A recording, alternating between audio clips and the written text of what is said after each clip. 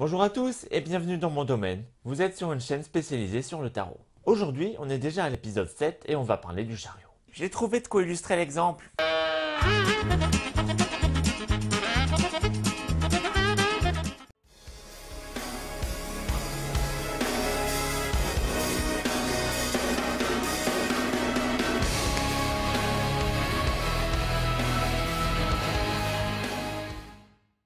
Et si nous commencions cette vidéo en parlant de la domestication du cheval? On le sait, l'être humain s'est toujours senti inférieur par rapport aux autres animaux. Du coup, pour pallier à ce problème, il a dû utiliser son cerveau. Peau de bête pour couvrir son corps nu, feu pour se réchauffer, séquestration et meurtre d'animaux pour pouvoir manger. Il y a eu aussi l'énergie pétrolière pour rendre l'air un peu moins respirable, l'uranium pour un avenir radieux, que des bonnes choses. Et pour aller plus vite, il a pensé au cheval. J'aurais peut-être choisi le turboréacteur, moi. À l'origine, je précise, le cheval était surtout réputé pour sa viande. Les hommes se sont donc dit que ce serait pas mal de monter sur son dos pour voir ce que ça faisait. Eh oh, on joue pas avec la bouffe! Les premières traces de chevaux apprivoisés remontent à 8000 ans avant notre ère. La domestication est arrivée bien plus tard. Juste une question, apprivoiser et domestiquer, ce serait pas la même chose? Un animal apprivoisé va garder ses caractéristiques d'animal sauvage alors que pour la domestication, ce n'est plus du tout le cas. À partir de ce moment, c'est un petit peu la fête du slip. Il y a des harnagements en tout genre, les selles, les œillères, les étriers, les cravaches. Tout ça fait partie de l'univers du cheval. Une fois le char inventé, on a pu commencer le concours international de quéquette. C'était au plus rapide, au plus fort, au plus robuste. Et là-dessus, il faut dire que les Grecs étaient très bons à ce petit jeu. Il faut dire en matière de concours de quéquette, les Grecs, ils se baladaient déjà tous à poil et ils étaient tous à moitié pédés. Pour eux, la course de char, c'était la Gay Pride. Dans leur fameuse course de char, il fallait faire 7 fois le tour du cirque. Une distance qui équivalait à environ 7 km. Et là-dedans, tous les coups étaient permis. Par exemple, il était autorisé d'écraser son ennemi contre le pilier central du cirque ou de le broyer contre les barrières extérieures. Et voilà, un vrai sport, c'est pas fait pour les tarlouses. Seulement, la règle était stricte. Il n'y avait pas le droit de tricher. Ils sont chiants les organisateurs avec ça. À ce propos, connaissez-vous le grec Alcibiade? Il a participé aux Jeux Olympiques en moins 416 et c'est à ce moment-là qu'ont eu lieu les premiers soupçons de tricherie. Le gars avait placé 3 de ses chars sur la ligne de départ, mais une fois la victoire remportée, quelqu'un d'extérieur a revendiqué un des chars. Il faut savoir qu'à l'époque, les concurrents étaient bien souvent des esclaves, c'étaient les propriétaires des chevaux qui remportaient la mise. Plus on possède de chevaux, plus ça maximise les gains. Comme vous le voyez, la possession de cheval est très liée au prestige. On va peut-être passer au Moyen-Âge maintenant où les gaillards savaient aussi s'amuser. Le jeu le plus connu du Moyen-Âge serait la joute à cheval. Le concept est tout con. On prend 2 chevaux et 2 chevaliers, on les lance l'un contre l'autre à pleine vitesse et c'est le premier qui tombe qui a perdu. Bourrin comme je les aime. Vivement les joutes en Formule 1. Hein. Vous l'imaginez bien, avec la violence de ce sport, pas mal de papes ont décidé de mettre le veto. Mais qu'est-ce qu'ils nous font chier ces pisse froids? Ils peuvent pas aller fourrer leur lance ailleurs, franchement. Ce sport, charmant au demeurant, ne s'est pas arrêté comme ça. Il y a certes eu quelques mesures de sécurité, comme par exemple le fait de mettre une barrière au milieu du terrain, mais ça n'a pas suffi. Le roi Henri II de France en est même mort, un éclat de lance qui lui explose l'œil. On va pas en faire tout un foin non plus. Et sa femme a décidé d'interdire purement et simplement les jeux. Ah, si on peut plus s'amuser entre amis maintenant. Pour ceux que ça intéresse, je vous présente une vidéo de la chaîne Nota Bene qui a fait le catalogue de tous les sports violents au cours de l'histoire. Sur ce, passons un grand galop sur l'analyse de la carte. La carte 7 du chariot représente un cocher relativement bien attifé qui mène 2 chevaux. Une belle couronne, une armure rutilante, des cheveux blonds et bien coiffés. C'est un poseur, quelqu'un qui aime bien se présenter devant la foule. Il n'y a pas à dire, il est plus swagué que l'empereur. On pourrait penser à un jeune seigneur qui rentre victorieux du champ de bataille, ou alors de quelqu'un qui veut montrer sa bravoure en allant en campagne. Spartiate! Quel est votre métier? Quoi qu'il en soit, il est là pour se montrer. Il fait bien plus attention à son look que tout le reste. Si on regarde un peu plus en détail le dé qu'il a mis au-dessus de lui, on peut considérer que c'est une pièce d'apparat. Mais il l'a sans doute mis aussi pour des raisons de confort matériel. Se protéger du soleil quand il tape trop fort, se protéger de la pluie quand elle tombe trop dru.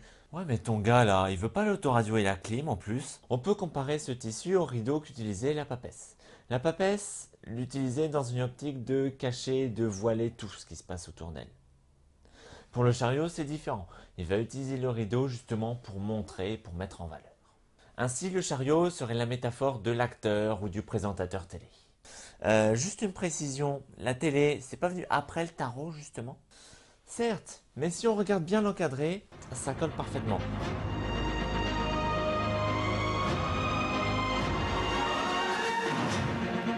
Mesdames et messieurs, bonjour. Sur cette carte, malheureusement, tout n'est pas d'or et d'argent. Le cocher est censé pouvoir diriger ses chevaux comme il l'entend, mais sont-ils vraiment dirigés? On a plutôt l'impression qu'ils vont à U et dia. Finalement, le chariot multiplie les problèmes. Il y a les chevaux qui vont dans deux sens complètement différents, et regardez bien les roues, elles ne sont même pas sur un axe, elles sont complètement tordues. Sauf qu'à l'époque, ils ne connaissaient pas la perspective. Mais si on regarde le chariot en lui-même, on voit qu'il est solidement ancré dans la terre. Comment peut-il bouger dans ce cas-là? On l'ignore. Que diriez-vous maintenant si je prenais ma loupe pour regarder un peu les détails? Les épaulettes qu'il va porter vont représenter des visages. Mais elles sont différentes toutes les deux. Le visage de gauche a l'air plus triste et celui de droite a l'air plus heureux. Ces deux masques font penser à la commedia dell'arte, le masque souriant d'un côté et le grimaçant de l'autre. Une façon de souligner encore un peu plus l'attachement du chariot au métier du spectacle. Regardons un peu le blason. Ici, on a affaire à l'histoire du tarot avec un grand H. Quelle belle phrase! Au cours du XVIIe siècle, il est question des maîtres quartiers. Des personnes qui ont élaboré le tarot actuel. Il paraît que chacun pouvait apposer ses initiales ou son sceau sur la carte du chariot. Si vous êtes sage, j'en parlerai dans quelques vidéos. Enfin, on va les voir bien plus tard, hein, parce que là, on n'a pas le temps. Fait intéressant, sur certaines éditions des cartes, il y a les initiales SM qui sont indiquées. SM peut avoir plusieurs significations. SM, je vois qu'une signification, je suis le seul, moi.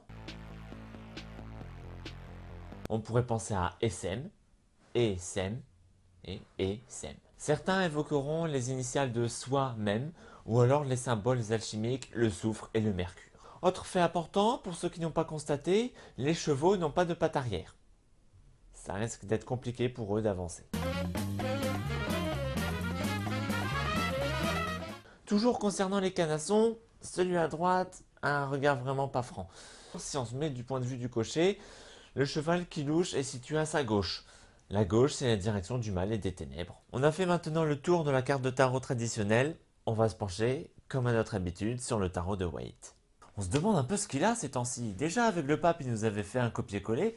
Voilà, je crois qu'il fait la même chose. Faut qu'il fasse gaffe, hein, sinon il va rater son trimestre. C'est vrai pour le cocher. Mais on voit que Waite a rajouté pas mal de fioritures. Regardez le dé par exemple, il est couvert d'étoiles. Il aura aussi mis beaucoup de symboles sur la jupette de combat du cocher.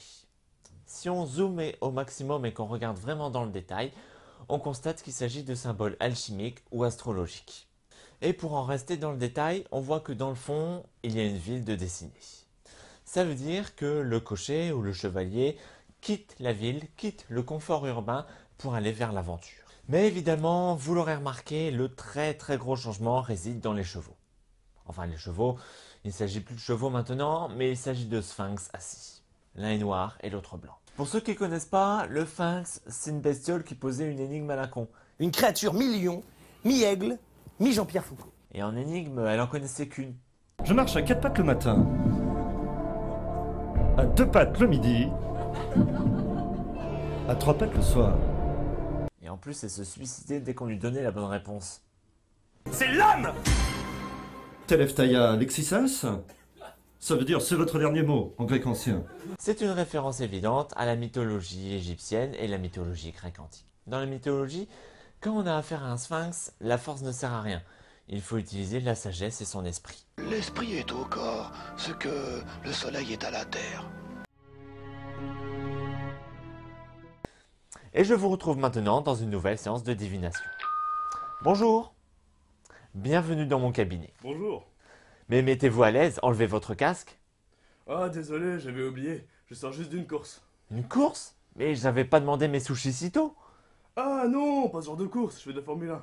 Ok, mais vous gardez tout le temps ce casque? Ah, c'est mon sponsor qui m'oblige. Bon, d'accord, mais ouvrez la visière au moins. Ah, pardon. Qu'est-ce qui vous amène? Depuis que j'ai commencé mon boulot, je finis toujours dernier dans les Grands Prix. Je voulais savoir si ça va changer. Je vous laisse tirer une carte. Bon, alors la carte qui ressort, c'est le chariot.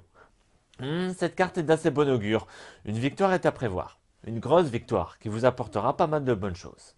D'accord, je vais demander à mon sponsor d'acheter le champagne. Oui, la richesse, la gloire, mais il n'y a pas que ça dans la vie. Il y a les grosses cylindrées. Il y a l'amour. Mais bon, après, si vous cherchez un mannequin double airbag... Oui, c'est bien ce que je disais. Bon, par contre, je vous vois assez impulsif. Vous devriez essayer de vous contrôler, d'avoir de la maîtrise de soi. Je suis pas sûr que vous en ayez pour l'instant. Je me suis dit ça à la dernière sortie de piste. J'ai dit que j'ai vu une victoire, mais je n'ai pas vu de date, hein. J'en suis pas à une course près. Je pense en tout cas que vous devriez mettre un bon coup de cravache. Sur la voiture? Mais à quoi ça sert? Ah, et aussi un petit truc, ne vous vantez pas trop. Je vous vois un peu fier comme un coq. Ça risque de vous apporter des ennemis et des ennuis. Et vous aurez d'autres questions peut-être? En fait, ces temps-ci, mes fins de mois sont un peu difficiles. Surtout que j'aimerais bien acheter des nouvelles jantes chromées à ma Formule 1. Ah bah écoutez, avec votre victoire prochaine, je pense qu'il n'y aura pas de souci. Mais ça, c'est vrai dans un premier temps. Par contre, tout dépend de vous. Je vous vois assez dépensier et ce serait dommage de se lancer dans des achats trop futiles. Ah non, je veux un volant en fourrure. C'est un achat utile, ça évite d'avoir les mains qui s'irritent.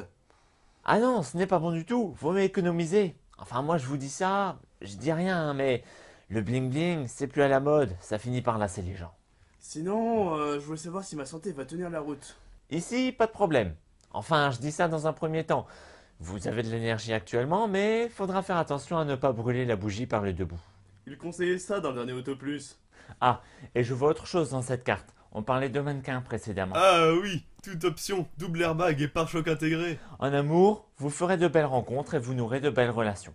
Par contre, méfiez-vous à votre entourage. Je vois des gens un peu toxiques qui n'en veulent qu'à votre argent et à votre célébrité. Ouais, j'aime pas les filles superficielles. Bon, je crois que vous avez répondu à toutes mes questions.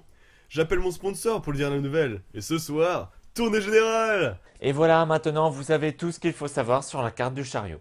Pour ceux qui ont aimé cet épisode et qui n'ont pas vu les précédents, voici celui-ci et celui-là que je vous conseille.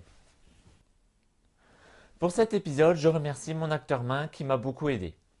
Quant à moi, je vais me replonger dans l'étude du tarot et je vous souhaite un bon vent.